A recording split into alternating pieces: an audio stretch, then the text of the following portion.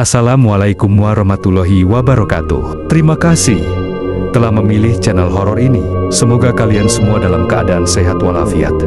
Amin. Kali ini aku akan membawakan cerita horor tentang pemuda nekat yang mencuri tali pocong demi pesugihan. Yuk, kita langsung aja ke ceritanya.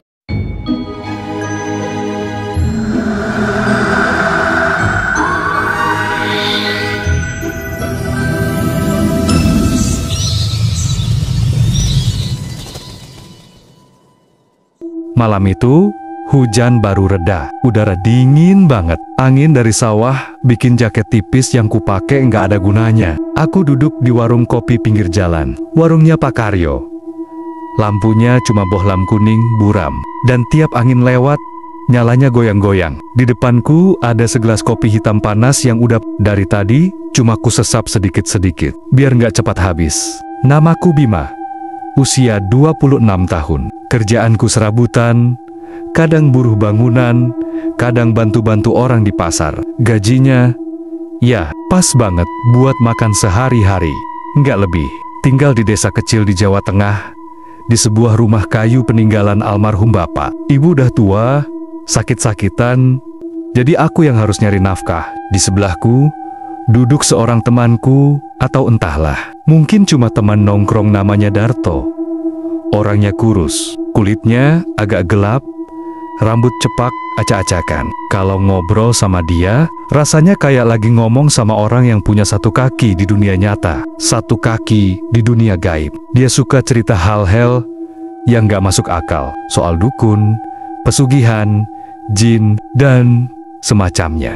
Bim, suaranya pelan. Tapi nadanya bikin aku angkat kepala. Dia nggak langsung melanjutkan, malah ngisap rokoknya sampai ujungnya merah membara. Asapnya keluar pelan dari mulutnya, membentuk gumpalan tipis yang melayang di udara malam. Lu mau nggak? Hidup enak, duit ngalir, nggak perlu kerja capek-capek, katanya. Matanya nyala kayak lampu senter di kegelapan. Aku menatapnya lama. Hidup enak? Halah, lu pikir? Gue nggak mau. Semua orang juga mau tuh. Tapi emang gampang. Darto senyum. Gampang, asal berani. Tapi ini bukan buat orang penakut. Aku langsung merasa waspada. Setiap Darto bilang bukan buat penakut, artinya ada sesuatu yang berhubungan sama hal-hal yang, ya, bukan urusan manusia biasa. Jangan ngaco tuh. Lu mau ngajak gue nyolong ya? Gue nggak mau. Tapi bukan nyolong biasa. Dia mencondongkan badannya, dan aku bisa mencium bau rokok kretek yang kuat, bercampur aroma keringatnya. Gua punya kenalan, dukun tua, namanya Mbah Sarwo. Orangnya sakti, Bim. Bisa bikin orang kaya mendadak, tapi ada syaratnya. Aku mengernyit. Syarat apa? Darto mengucapkannya pelan, seolah takut ada yang dengar. Ngambil tali pocong orang yang baru dikubur. Kalimat itu bikin tengkuku langsung dingin. Seketika semua suara di warung, suara sendok ngetok gelas, suara orang ngobrol di meja sebelah, kayak hilang dari telinga. Yang tersisa cuman degup jantungku sendiri. Lu gila tuh. Aku menatapnya tajam. Itu udah kelewat batas. Bukan cuma serem, tapi juga dosa besar. Darto ngangkat bahu, seperti hal itu sepele.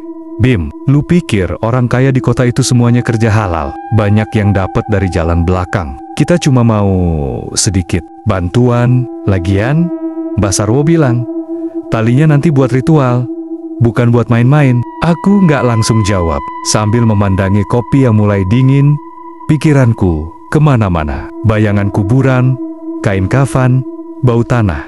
Tapi di sisi lain, aku juga nggak bisa bohong, aku kepengen keluar dari hidup susah ini. Dan entah kenapa, saat itu aku merasa kata-kata Darto seperti racun manis yang mulai masuk ke dalam pikiranku. Bim, suara Darto lagi-lagi memecah lamunanku. Gue nggak maksa, tapi kalau lu mau, lu bakal punya motor, rumah, tabungan, ibu lu bisa berobat tiap bulan tanpa pusing biaya. Dia tahu titik lemahnya. Ibuku. Aku menarik napas panjang. Kalau gue mau. Caranya gimana? Darto tersenyum tipis. Besok malam kita ke rumah Mbah Sarwo. Dia yang bakal jelasin. Tapi lu harus siap. Ini bukan main-main. Sekali udah mulai, nggak ada jalan mundur. Aku mengangguk pelan. Saat itu, aku merasa seperti orang yang berdiri di tepi jurang.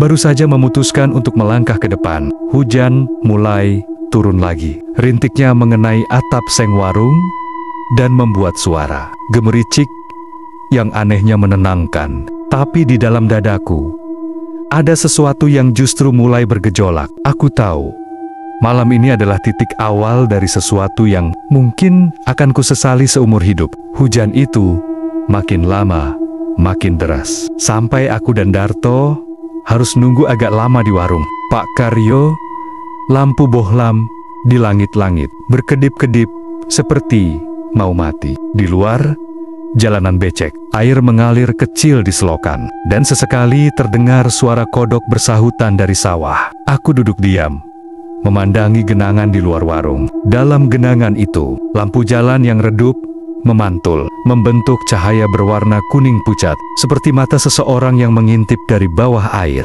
Entah kenapa, aku merasa seperti ada yang mengawasi dari kejauhan. Darto terlihat santai, tapi aku tahu matanya mengamati reaksiku. Dia sengaja nggak banyak bicara, membiarkan pikiranku sendiri yang dengan bayangan menyeramkan dari kalimat mengambil tali pocong itu. Bim, suara Darto memecah hening. Kalau lu takut, bilang dari sekarang, daripada nanti di tengah jalan lu kabur. Aku meliriknya. Lu pikir gue penakut? Dia terkekeh kecil. Enggak, gue cuma nggak mau lu nyusahin gue nanti. Mbah Sarwo nggak suka kalau ada yang setengah-setengah. Nama itu Mbah Sarwo entah kenapa bikin bulu kudukku meremang. Aku pernah dengar dari orang-orang di kampung sebelah. Katanya dia dukun yang punya peliharaan makhluk besar berwarna hitam. Matanya merah menyala. Ada yang bilang itu genderuwo. Ada juga yang bilang itu siluman. Dia nggak pernah datang ke acara kampung.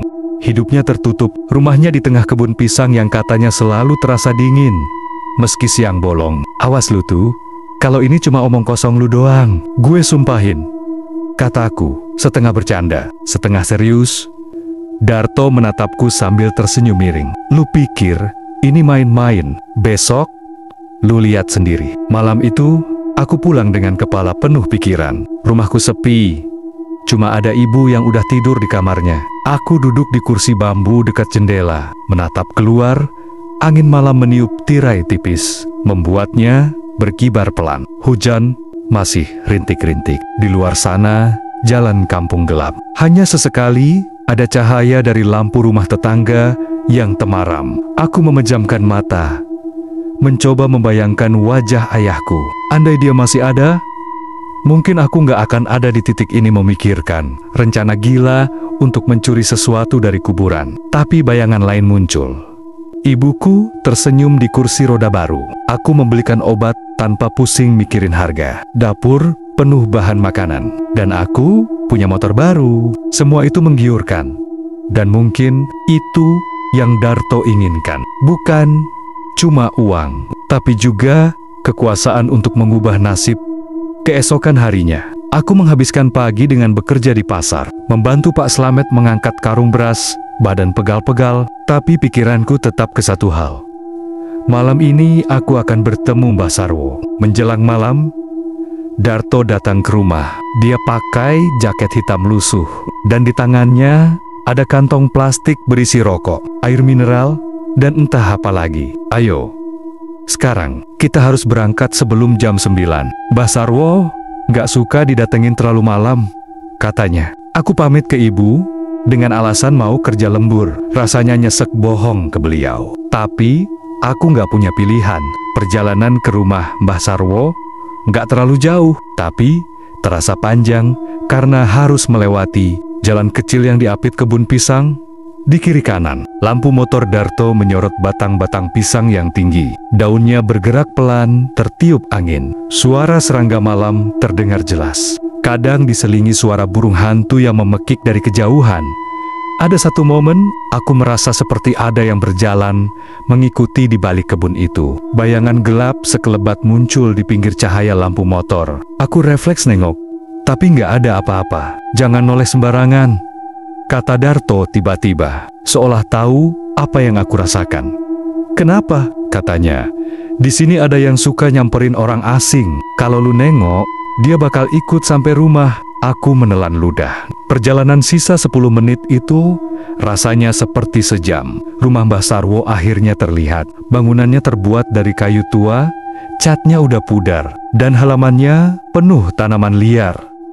Di depan pintu ada 2 kendi besar yang mengeluarkan bau, menyengat seperti campuran tanah basah, dupa, dan sesuatu yang busuk. Lampu di teras redup, cuma 1 bohlam kecil. Dari dalam rumah terdengar suara gamelan Jawa pelan, tapi nadanya aneh, seperti sengaja dimainkan terbalik. Darto mengetuk pintu 3 kali, nggak langsung dibuka. Butuh hampir 1 menit sampai pintu itu terbuka, menampakkan sosok lelaki tua berkulit keriput. Rambutnya putih panjang sampai punggung, matanya kecil tapi tajam.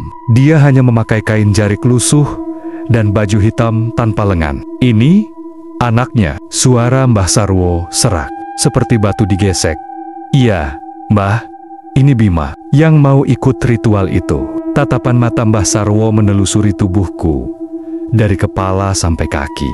Rasanya seperti ditelanjangi tanpa menyentuh. Masuk, katanya singkat. Di dalam rumah, suasananya lebih aneh lagi. Bau kemenyan bercampur minyak wangi menyengat, membuat kepalaku sedikit pusing. Dindingnya penuh foto-foto hitam putih orang yang tidak kukenal. Beberapa fotonya terbakar sebagian. Di pojok ruangan ada sangkar besar, tapi tertutup kain hitam. Dan dari dalamnya terdengar suara napas berat panjang, lambat, seperti suara hewan besar. Aku duduk di tikar pandan, sementara Mbah Sarwo duduk di depan kami. Dia mengeluarkan kendi kecil berisi cairan hitam pekat, lalu menuangkannya ke mangkuk tanah liat. Kalau kau mau kaya, ini jalan pintasnya, katanya. Tapi ingat, yang kau ambil nanti bukan sekadar benda mati. Tali pocong adalah pengikat roh. Saat kau memutusnya, kau memutus perjanjian roh itu dengan tanahnya. Dia akan mencarimu. Dia akan mengikutimu sampai kau memberinya kembali. Aku mulai merinding. Kalau begitu, kenapa harus diambil? Karena hanya tali itu yang bisa membukakan pintu kekayaan dari dunia mereka, jawabnya pelan. Dan untuk itu, kau harus berani menghadapi mereka. Dia lalu menyebutkan detail rencana. Besok malam, di kampung sebelah, ada jenazah yang baru dikubur hari ini. Malam ketiga setelah pemakaman yang katanya adalah waktu roh masih kuat, kami harus datang, menggali, memotong tali pocong di bagian kepala, lalu pergi tanpa menoleh. Apapun yang terjadi, kalau kau menoleh. Mbah Sarwo menatapku lama.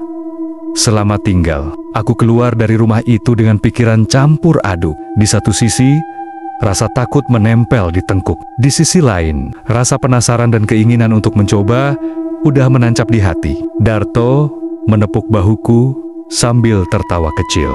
Udah gue bilang, ini bukan buat penakut. Lu siap? Aku menghela napas panjang.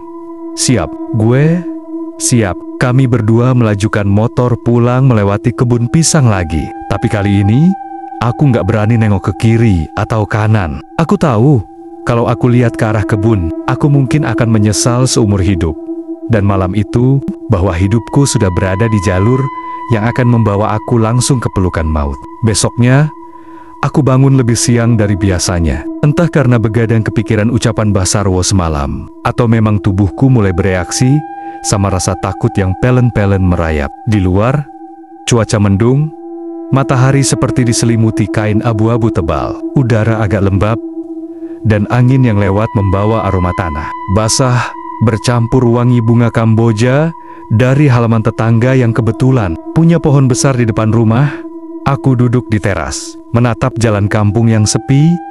Di kejauhan, anak-anak kecil berlarian tanpa beban, tertawa kencang. Melihat mereka, aku seperti diingatkan kalau dunia ini nggak cuma tentang uang dan kekayaan. Tapi, aku cepat-cepat mengusir pikiran itu. Hari ini bukan waktunya untuk ragu. Siangnya, aku sengaja pergi ke pasar, beli beberapa barang untuk persiapan malam nanti. Sekop kecil lipat, sarung tangan hitam, senter kepala, dan kain hitam panjang untuk menutupi wajah. Aku membungkusnya dalam tas gendong tua supaya nggak mencolok. Waktu pulang, Aku melewati jalan dekat kuburan desa. Di situ aku melihat pemandangan yang bikin langkahku melambat. Ada tenda duka dipasang di rumah, dekat gerbang makam. Beberapa orang duduk melingkar membaca Yasin. Sementara di dalam rumah, terlihat keranda kosong. Aku menelan ludah. Jangan-jangan ini kuburan yang dimaksud Mbah Sarwo. Menjelang sore, aku mengunci diri di kamar. Tas berisi perlengkapan sudah kusiapkan di pojok. Aku berusaha tidur sebentar untuk simpan tenaga. Tapi, setiap kali memejamkan mata, bayangan wajah pucat yang terbungkus kain kafan muncul di kepala. Wajah itu tak punya mata, hanya rongga hitam yang terasa seperti menatapku. Menjelang maghrib, Darto datang. Dia duduk di kursi dekat pintu sambil nyalain rokok. Wajahnya terlihat santai. "Lu udah siap?" "Siap sih." "Siap, cuma jangan banyak mikir. Makin lu pikirin, makin takut lu nanti. Percaya sama gue, kalau kita ikutin semua aturan yang Mbah kasih, aman." Aku ingin percaya, tapi kata-kata aman itu terasa terlalu ringan untuk sesuatu yang melibatkan menggali kuburan. Orang baru mati 3 hari.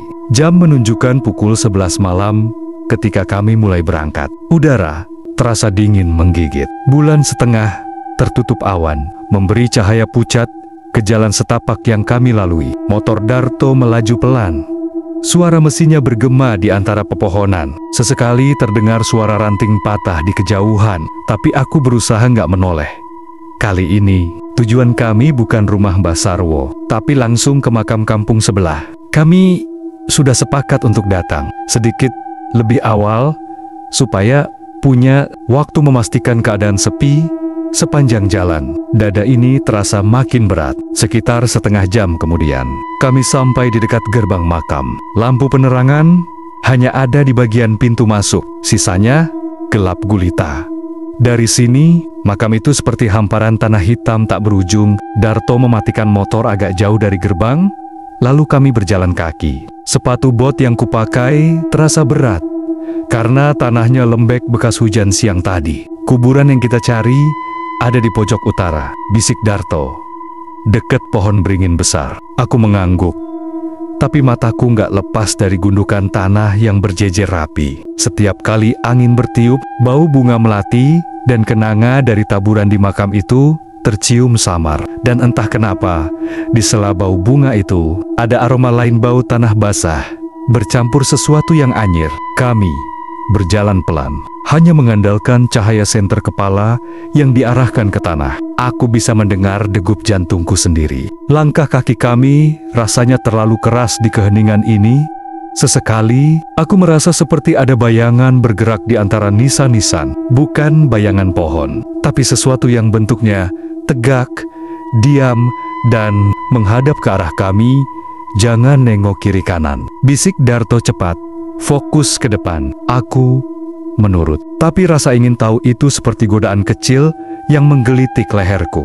Akhirnya, kami sampai di gundukan tanah baru yang dimaksud. Masih terlihat bekas taburan bunga yang belum kering. Di kepala nisan, tertulis nama seorang pria meninggal 3 hari lalu. Darto memberi kode dengan anggukan kepala. Kami jongkok, mulai menggali pelan. Suara sekop kecil menghantam tanah basah terdengar jelas, bercampur dengan suara napas kami yang berat. Setiap kali tanah terangkat, aroma anyir itu makin kuat. Aku mulai merasakan udara di sekitarku seperti lebih dingin, menusuk tulang. Beberapa menit kemudian, kain putih kafan mulai terlihat samar di bawah tanah. Aku berhenti sebentar, menatap Darto. Dia hanya memberi isyarat untuk lanjut. Tanganku gemetar saat menarik bagian kain di dekat kepala. Dengan hati-hati, aku memotong tali pocong itu. Suaranya seperti kain sobek, pelan tapi tajam di telinga. Dan saat tali itu terlepas, angin berhembus kencang tiba-tiba, membuat semua bunga di atas kuburan berterbangan. Lalu terdengar suara lirih dari entah mana. "Kembalikan." "Milikku." Aku menahan napas.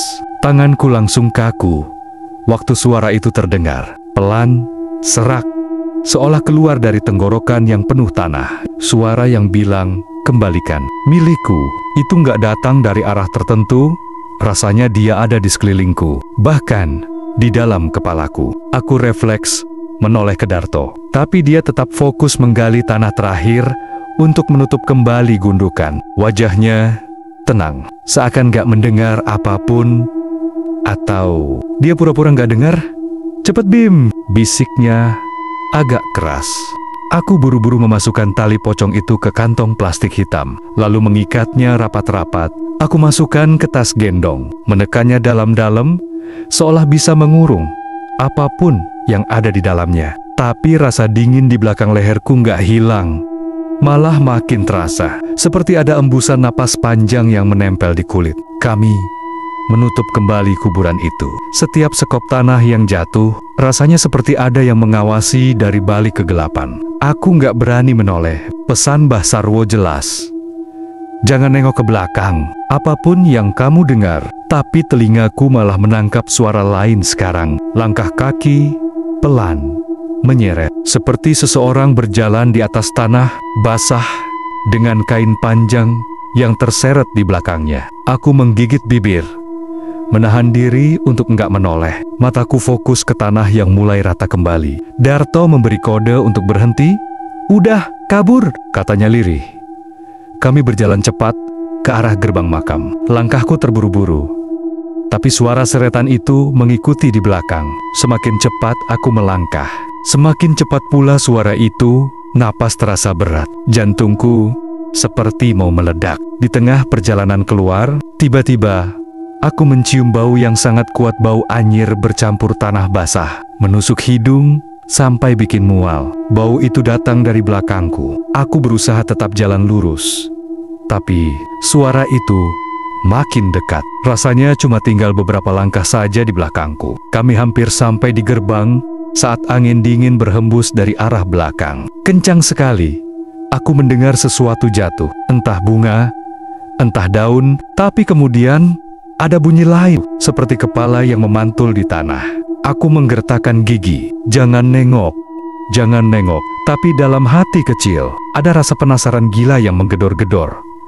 Saat itulah aku mendengar bisikan tepat di telinga kananku. Sangat jelas, begitu dekat sampai kulit telingaku terasa hangat oleh udara dari suaranya. "Aku di belakangmu." Refleks tubuhku hampir membuatku menoleh, tapi aku langsung menutup mata dan menggigit lidahku kuat-kuat. Aku lari. Kali ini nggak peduli suara langkah, nggak peduli tanah becek, nggak peduli apapun. Aku hanya lari sampai keluar gerbang. Begitu keluar, suasana berubah. Angin berhenti, bau anyir hilang. Yang tersisa cuma degup jantungku yang menggila. Darto sudah lebih dulu di depan. "Menyalakan motor? Ayo." Aku naik tanpa banyak tanya. Motor melaju kencang, meninggalkan makam itu. Tapi aku bisa merasakan sesuatu yang aneh di punggungku, seperti beban berat yang menempel, tapi nggak kelihatan. Sepanjang perjalanan pulang, aku diam. Darto juga nggak banyak bicara. Tapi di sudut mataku, setiap kali motor melewati daerah gelap tanpa lampu, aku merasa seperti ada sosok putih yang berdiri di pinggir jalan, menatap kami lewat kain lusuhnya. Sesampainya di rumah, aku langsung masuk ke kamar, mengunci pintu, dan meletakkan tas gendong berisi tali pocong itu di pojok ruangan. Aku duduk di kasur, mencoba menenangkan diri. Tapi baru beberapa menit, aku mendengar suara kecil dari arah tas itu. Suara seperti kain yang diseret, lalu bisikan yang sangat pelan, nyaris nggak terdengar. "Bima." Aku langsung berdiri, mundur sampai punggungku menempel di dinding. Tas itu bergetar. Malam itu udara terasa dingin menusuk tulang. Hujan yang sejak sore mengguyur masih menyisakan gerimis tipis, membuat aroma tanah basah tercium di setiap sudut kampung. Aku duduk sendirian di ruang tamu rumah kontrakan kecilku, menatap kosong ke lantai. Sudah 3 hari sejak kejadian di kuburan itu. 3 hari sejak aku mengambil tali pocong demi pesugihan. Dan sejak itu, hidupku berubah jadi mimpi buruk yang gak ada ujungnya. Awalnya, aku pikir cuma perasaan bersalah. Tapi malam pertama setelah pencurian itu, aku mulai dengar suara aneh. Suara berat, serak, seperti napas seseorang yang nyaris putus. Dan anehnya, suara itu selalu muncul tepat di belakangku, meski aku lagi sendirian. Aku masih ingat jelas, Waktu itu aku lagi masak mie instan di dapur. Suara air mendidih dan aroma bumbu mie memenuhi ruangan. Tiba-tiba di telingaku ada suara, "Balikin. Balikin." Pelan, serak, tapi cukup buat bulu kudukku berdiri. Aku refleks menoleh. Kosong. Hanya tembok dan rak piring. Tapi rasa dingin menjalar dari tengkuk sampai punggungku. Aku coba anggap itu halusinasi. Tapi semakin aku berusaha mengabaikan, suara itu semakin sering muncul. Malam kedua, setiap aku pejamkan mata, selalu ada bayangan sesosok tubuh dibungkus kain kafan. Berdiri di pojokan kamar, kepalanya miring. Kainnya basah seperti baru diangkat dari tanah. Dan setiap aku buka mata, sosok itu menghilang, tapi bau anyir tanah basah tetap tertinggal di hidungku. Malam ketiga, teror itu makin jadi. Aku lagi duduk di teras, ngerokok sambil dengerin hujan. Tiba-tiba lampu depan rumah berkedip-kedip sendiri, lalu mati total. Suasana langsung gelap gulita. Aku berdiri, mau masuk ke dalam, tapi langkahku terhenti. Di ujung jalan, di bawah sinar remang, lampu jalan yang berkabut karena hujan, aku lihat dia, sosok pocong itu, kain kafannya kotor, compang-camping, penuh lumpur, lehernya miring aneh, dan dari lubang mata hitamnya keluar cairan merah pekat. Dia nggak melompat seperti di film, dia melayang pelan, tapi langkah tanah di sekitarnya bergetar seolah ada sesuatu yang berat mendekat. Aku mau teriak, tapi suaraku hilang. Kakinya nggak menapak, tapi suaraku terdengar setiap dia mendekat. Lalu, dia berhenti sekitar 10 meter dariku. Kepala itu berputar, pelan, sampai menghadap penuh ke arahku. "Balikin, atau ikut." Suaranya berat, tapi jelas. Aku langsung lari ke dalam rumah, mengunci semua pintu dan jendela. Tapi anehnya, suara hujan di luar seperti hilang, digantikan suara kain yang diseret di lantai. Di dalam rumah, padahal aku sendirian, aku lari ke kamar, menarik selimut sampai menutupi kepala. Dadaku sesak, keringat dingin bercucuran. Dari bawah selimut, aku dengar langkah itu berhenti tepat di depan pintu kamarku. Lalu, pintu terbuka sendiri. Pelan, engselnya berdecit panjang. Bau anyir tanah basah makin menusuk. Aku berani ngintip sedikit, dan di sana dia berdiri. Pocong itu diam, tapi kepalanya bergetar, seperti orang menahan amarah. Aku menutup mata, mencoba qomat kamit baca doa. Tapi lidahku seperti keluh, sampai akhirnya terdengar bisikan itu lagi, tepat di telingaku. Meski jaraknya jauh, malam ini bukan yang terakhir. Bukan yang terakhir. Begitu aku buka mata, dia menghilang. Tapi di lantai kamarku ada lumpur basah, lengkap dengan jejak seretan kain kafan. Aku nggak tahu harus gimana. Uang hasil pesugihan itu baru aku terima kemarin. Tapi kalau aku balikin tali pocong itu, harus ke kuburan lagi. Dan itu artinya, aku harus berhadapan langsung sama dia. Dan entah kenapa, aku merasa malam ini akan lebih parah dari sebelumnya. Malam itu suasana rumah bener-bener nggak enak. Dari sore, angin udah kencang banget, bikin suara ngu-uu di sela-sela genteng. Gua duduk di ruang tamu sambil main HP, tapi rasanya kayak ada yang ngawasin. Bulu kuduk meremang dari tadi. Rian udah pulang dari bengkel dan duduk di teras sambil ngerokok. Gue nggak mau keluar, soalnya hawa di luar dingin banget, dan entah kenapa terasa berat. Pas gue mau beranjak ke dapur buat ambil minum, tiba-tiba listrik rumah mati. Gue langsung melongo. "Rian, listrik mati nih!" teriak gue. "Gak cuma di sini, itu satu gang gelap semua," balas Rian sambil masuk. Dia bawa senter HP, tapi sinarnya cuma cukup buat nerangin beberapa langkah doang. Tiba-tiba, dari arah belakang rumah, kedengeran suara pintu kayu krek, kebuka pelan. Gue sama Rian saling tatap. "Lo nutup pintu belakang nggak?" tanya gue pelan. "Nutup kok." Tunggu." Rian mulai kelihatan ragu. Dia ngelangkah pelan ke arah dapur. Gue ikutin di belakangnya.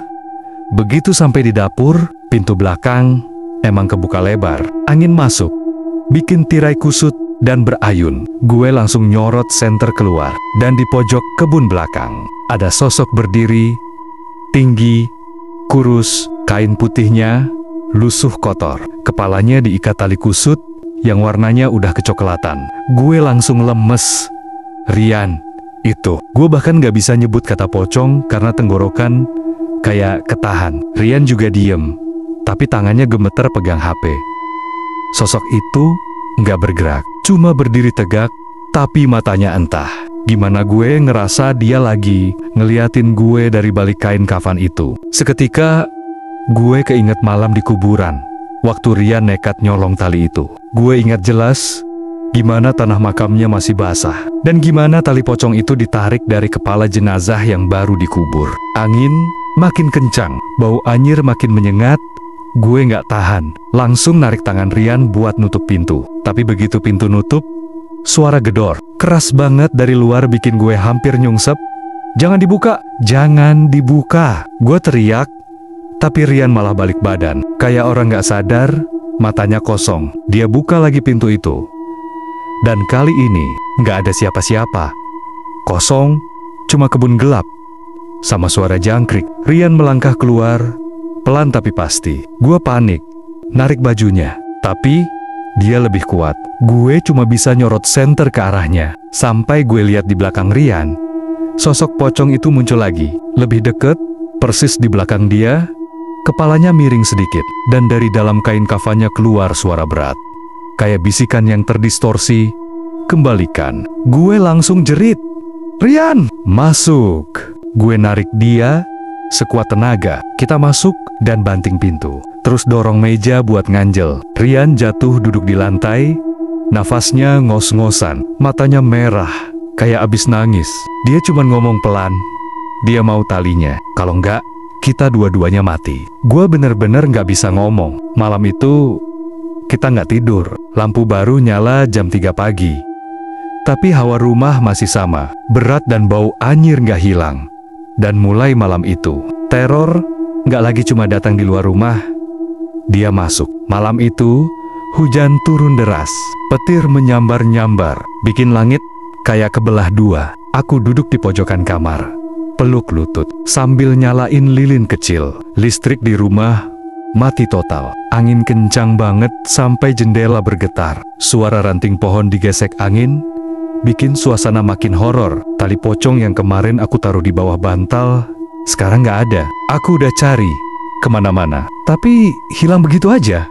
Masalahnya, aku nggak pernah ngeluarin itu dari kamar. Bahkan aku inget banget tadi sore masih ada. Tiba-tiba, suara ketukan pintu terdengar pelan, tapi berirama aneh. Bukan ketukan orang normal, lebih kayak bunyi benda keras yang nyentuh kayu pelan-pelan. Aku nggak berani jawab, nafasku mulai sesak. Suara itu lirih, tapi jelas banget masuk ke telingaku. Aku langsung merinding. Itu suara perempuan, berat, parau, kayak keluar dari dalam tanah. Aku nggak mau buka pintu, tapi tiba-tiba kunci pintu kamar berputar sendiri.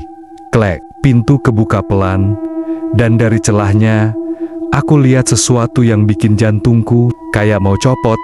Sosok tinggi, kurus, kepalanya miring, kain putih basah menempel di tubuhnya. Dan yang paling bikin aku mau muntah, di lehernya ada bekas tali, putus. Dan itu sama persis kayak tali yang aku ambil. Dia melangkah masuk tanpa suara. Matanya kosong, mulutnya terbuka sedikit, kayak mau ngomong, tapi nggak ada suara keluar. Tangannya panjang banget, jari-jarinya hitam kayak arang. Dia nunjuk ke arah bantal tempat aku simpan tali itu. "Aku mau balikin yang punyaku." Aku udah nggak kuat, aku teriak sambil mundur. Tapi di saat itu juga, lampu tiba-tiba nyala, dan sosok itu hilang. Aku pikir semua udah selesai.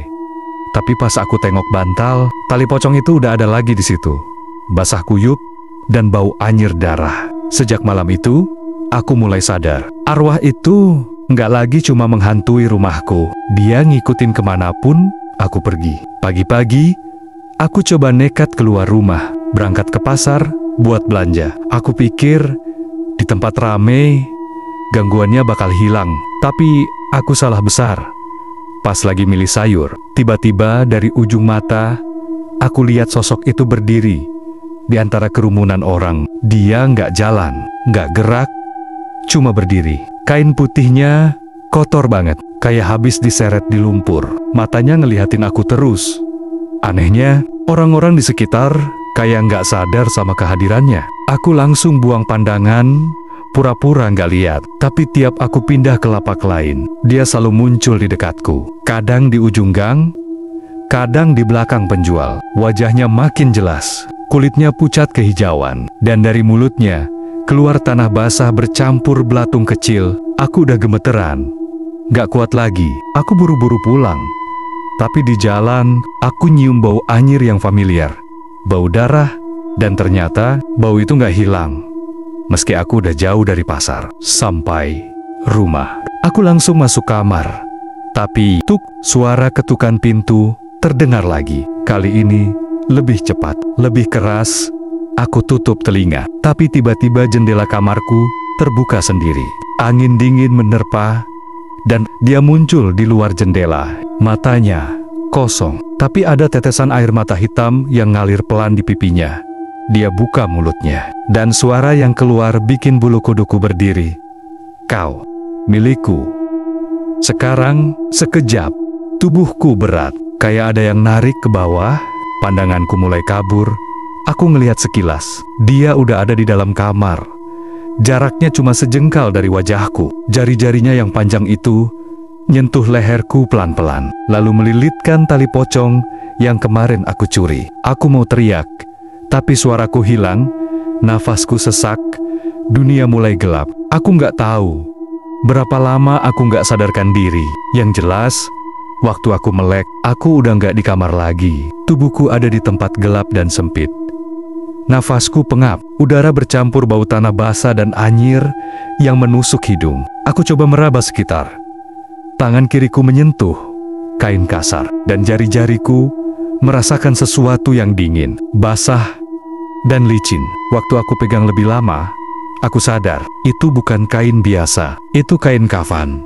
Panikku memuncak, aku dorong tubuhku ke atas. Tapi tanah di atas kepalaku padat, seperti aku dikubur hidup-hidup. Aku teriak sekuat tenaga, berharap ada yang dengar. Tapi yang ku dengar justru bisikan. Sudah ku bilang, kau milikku. Suara itu datang dari bawah, dari tanah tempat aku berpijak. Tiba-tiba, tanah di bawahku bergetar. Aku merasa kaki kiriku ditarik kuat-kuat. Aku coba meraih dinding tanah di sekitarku. Tapi justru ada tangan lain yang keluar dari tanah, menggenggam pergelangan tanganku. Tangan itu dingin, kukunya panjang, dan kulitnya sobik-sobik. Dalam remang-remang, aku melihat wajahnya muncul dari tanah lebih dekat daripada sebelumnya. Kulitnya sudah hampir hancur. Mata kirinya nggak ada, digantikan lubang hitam yang menganga. Tali pocong yang dulu aku curi sekarang melilit lehernya, dan ujungnya melilit di leherku juga. Aku ngerasa napasku terputus.